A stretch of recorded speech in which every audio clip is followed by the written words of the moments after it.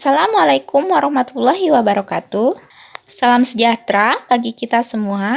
Pada video kali ini, saya akan melaksanakan pembahasan soal kembali, di mana untuk pembahasan soal kali ini adalah contoh soal seleksi akademik, tipe baru, pedagogik, dan literasi numerasi PPG tahun 2023.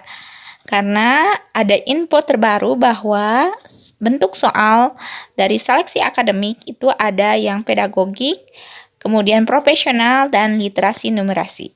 Untuk literasi numerasi itu bentuk soalnya seperti anak-anak AKM, jadi banyak bacaan, kemudian ada hitungan juga seperti itu. Bagaimana bentuk soalnya? Kita bahas bersama. Oke, langsung saja untuk soal yang pertama. Bu Rahmi merencanakan pembelajaran IPA dengan tujuan agar siswa dapat melakukan pengukuran massa benda dengan neraca Uhaus. Sekolah Bu Rahmi memiliki peralatan laboratorium yang memadai. Model pembelajaran yang paling sesuai untuk tujuan tersebut adalah A. Model pembelajaran berbasis proyek secara berkelompok. B. Model pembelajaran discovery dengan memperhatikan komposisi kelompok. C. Model pembelajaran perayaan konsep secara klasikal dan kelompok. D. Model pembelajaran langsung yang melibatkan setiap siswa bekerja dalam kelompok. E. Model pembelajaran kooperatif tipe jigsaw dengan kelompok bervariasi. Oke, di sini ada alat ukur berupa neraca Uhaus. Nah, jadi model pembelajaran apa yang sesuai dengan tujuan pembelajaran itu untuk melakukan pengukuran massa benda. Oke, di sini yang paling tepat adalah dengan siswa melaksanakan pembelajaran langsung dan bekerja dalam bentuk kelompok. Maka yang paling cocok adalah jawabannya yang D. Nah, jadi siswa langsung melaksanakan kegiatan pengukuran. Oke, pertanyaan selanjutnya. Menurut Piaget, tahap perkembangan intelektual siswa sekolah menengah termasuk ke dalam tahap A. Sensorik motorik, B. Praoperasional, C. Operasional konkret, D. Operasional formal. Oke, di sini untuk anak SMP itu tahap berpikirnya sudah mulai abstrak ya, jadi sudah mulai bisa berpikir abstrak, maka yang paling cocok itu adalah operasional formal. Jadi lebih dari cuma berpikir logika, tapi bisa berpikir abstrak seperti itu. Oke, jadi itu ya tahap perkembangan dari siswa secara intelektual menurut Piaget. Oke, pertanyaan selanjutnya. Dalam pembelajaran di kelas, terdapat beberapa siswa yang mampu menentukan banyaknya titik sudut pada bangun ruang berbentuk kubus dengan cara membayangkannya. Potensi siswa tersebut dari aspek kecerdasannya tergolong ke dalam kecerdasan A. Kinestetik, B. Spasial visual, C. Manipatikal logis, D. Intrapersonal. Oke, jadi siswa bisa menentukan banyaknya titik sudut dengan cara membayangkannya. Jadi bisa memvisualisasikan. Kalau kata ada pembayangan, nah ini kata kuncinya membayangkan berarti secara visual ya. Bisa membayangkan atau memvisualisasinya. Jadi spasial visual. Jawabannya yang B. Oke, pertanyaan selanjutnya. Pembelajaran akan lebih efektif jika guru mengetahui terlebih dahulu karakteristik siswa, terutama dari kemampuan awal yang dimilikinya. Berikut merupakan cara untuk menentukan kemampuan awal siswa, kecuali A. Memberikan pertanyaan tentang materi yang telah dipelajari terlebih dahulu pada awal pembelajaran. B. Memberikan pretest pada awal pembelajaran menggunakan instrumen yang memadai tentang materi yang telah dipelajari terlebih dahulu. C. Pada awal pembelajaran, siswa diminta untuk menuliskan kesulitan belajar tentang materi yang telah dipelajarinya terlebih dahulu. D. Pada awal pembelajaran, siswa diminta untuk menuliskan testimoni tentang pembelajaran yang telah dilaksanakan sebelumnya. Oke, yang ini semuanya ya, ini betul untuk kegiatan, tapi ada yang kecualinya ya, ada yang kecualinya. Berarti yang kurang tepatnya ya, yang kurang tepatnya atau yang kecualinya itu adalah yang ini. Oke, siswa menuliskan testimoni ya. Itu bukan cara untuk mengetahui karakteristik siswa untuk mengetahui kemampuan awal. Oke, jadi yang paling tepat adalah D. Oke, pertanyaan selanjutnya. Guru dapat mengetahui kesulitan belajar siswa jika mengetahui cirinya terlebih dahulu. Berikut merupakan ciri siswa yang mengalami kesulitan belajar atau dikatakan gagal dalam mengikuti pembelajaran, kecuali A. Dalam batas waktu yang telah ditentukan, siswa tidak dapat menentukan perilaku yang menonjol sesuai dengan indikator-indikator yang telah dirumuskan. B. Dalam batas waktu yang ditentukan, siswa tidak mencapai ukuran tingkat keberhasilan atau penguasaan minimal yang telah ditetapkan oleh guru. C. Tidak dapat mengerjakan atau mencapai prestasi yang seharusnya sesuai dengan tingkat intelijensinya. D. Tidak berhasil mencapai tingkat penguasaan yang diperlukan sebagai prasyarat bagi kelanjutan pada tingkat pelajaran berikutnya. Oke.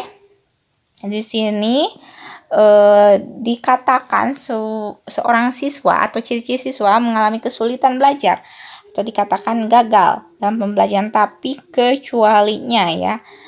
Oke, dalam hal ini yang paling cocok itu adalah yang A, karena ini hubungannya dengan perilaku ya, yang menonjol sesuai dengan indikator. Nih, jadi siswa tidak dapat menunjukkan perilaku yang menonjol. Jadi tidak seperti itu ya. Itu yang kecuali nih. Untuk yang lain, pilihan yang lain itu adalah betul. Oke. Pertanyaan selanjutnya.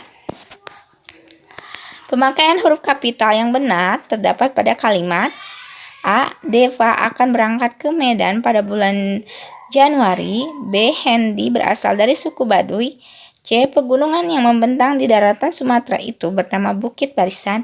D. Kita harus menggunakan bahasa Indonesia yang baik dan benar. Oke, yang paling cocok ini yang benar. Oke, yang A itu kurang tepat ya. Kenapa? Karena B-nya itu harusnya huruf kecil, bukan huruf kapital ya. Kemudian di sini dari suku Baduy ini juga sama. S-nya bukan harusnya bukan huruf kapital. Kemudian yang C itu betul ya. Betul. Nah, yang D itu juga kurang tepat yang untuk bahasanya, B-nya ya. Oke, jadi yang paling betul adalah yang paling benar yang C. Penulisannya untuk Sumatera S-nya sudah kapital, B-nya juga Bukit Barisan itu juga sama karena itu nama tempat. Oke, pertanyaan selanjutnya. Kalimat di bawah ini, penggunaan tanda baca yang benar adalah A. David, membawakan majalah untuk Kartika. B. A. Nasution merupakan murid yang rajin. C. Dewi tidak datang, karena berada di luar kota. D. Temanku Lina masuk rumah sakit Sumber Waras. Oke, tanda baca yang benar. Oke, yang tanda baca yang benar itu berarti ada ya, tanda bacanya bisa koma, bisa titik atau apa. Di sini yang paling betul adalah yang B, karena A. Nasution itu adalah singkatan untuk nama ya, makanya A titik. Nah, untuk yang lainnya itu kurang tepat ya penggunaan komanya. Jadi yang paling tepat adalah yang B. Oke, pertanyaan selanjutnya. Perhatikan teks berikut. Nomor 1, nilai tukar rupiah terhadap dolar Amerika meningkat. 2. Pendapatan per kapita rakyat Indonesia meningkat. Manakah di bawah ini yang menggambarkan hubungan pernyataan 1 dan 2? A. Pernyataan 1 adalah penyebab dan pernyataan 2 adalah akibat. B. Pernyataan 2 adalah penyebab dan pernyataan 1 adalah akibat. C. Pernyataan 1 dan 2 adalah penyebab namun tidak saling berhubungan. D. Pernyataan 1 dan 2 adalah akibat dari dua penyebab yang tidak saling berhubungan. E. Pernyataan 1 dan 2 adalah akibat dari suatu penyebab yang sama. Oke, di sini adalah hubungan sebab akibat ya. Di sini ada nilai tukar rupiah terhadap dolar Amerika meningkat. Berarti ini adalah akibat ya. Akibat dari apa? Akibat dari pendapatan per kapita rakyat Indonesia meningkat sehingga menyebabkan nilai tukar rupiah itu terhadap dolar itu meningkat. Ya, jadi yang paling betul adalah yang B ya, yang B. Pernyataan nomor 2 itu adalah penyebab dan pernyataan 1 adalah akibatnya. Oke, pertanyaan selanjutnya. Ayah hendak mengganti ubin kamar Badrun dengan yang baru. Kamar Badrun memiliki luas 4M x 8M. Badrun memilih ubin dengan ukuran 40 cm x 40 cm. Maka berapa ubin baru yang harus dibeli ayah untuk mengganti ubin kamar Badrun? A. 200 ubin, B. 400 ubin, C. 200 ubin, D. 40 ubin. Oke, di sini kita rubah dulu ya. Yang 4 meter kali 800 meter kita rubah ke senti menjadi 400 cm dikali 800 cm. Nah, kita bagikan dengan ukuran ubinnya. Berarti untuk lebarnya misalnya 400 cm dibagi 40, berarti hasilnya adalah 10. Kemudian yang 800 juga dibagi 40, hasilnya 20. Berarti 10 dan 20. Tinggal kalikan 10 dikali 20, hasilnya adalah 200. Maka yang paling cocok adalah 200 ubin untuk mengganti kamar baru. Oke, seperti itu. Nah, mungkin untuk video kali ini tentang pembahasan soal untuk soal seleksi akademik, pedagogik, dan literasi numerasi PPG tahun 2023 dicukupkan sekian. Dan mudah-mudahan teman-teman yang menonton video ini bisa lulus pretest pada tahun ini dan bisa melaksanakan PPG pada tahun ini. Dan jangan lupa untuk teman-teman yang belum subscribe, silahkan subscribe agar saya bisa semangat lagi untuk membuat video pembahasan soal berikutnya. Terima kasih sudah menonton video ini. Sampai jumpa di video selanjutnya. Wassalamualaikum warahmatullahi wabarakatuh.